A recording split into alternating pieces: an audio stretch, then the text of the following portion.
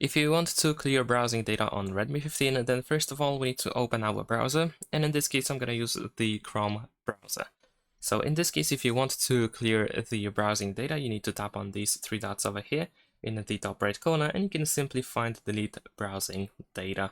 Over here we can also adjust the time range, and you can see what will be removed, but you can also go to more options in order to decide what exactly should be removed. So for example, if you want to only clear the browsing history, then of course you can just leave that and that's all. Then you can go ahead and press delete data.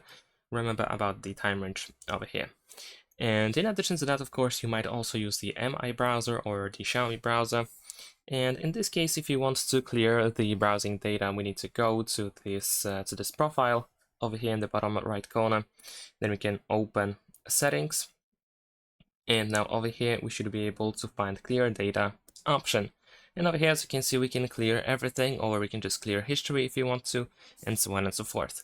And if you use any other browser, then generally speaking, you want to find settings of that browser, and then look for an option that allows you to simply clear the data. Thanks for watching, leave a like and subscribe.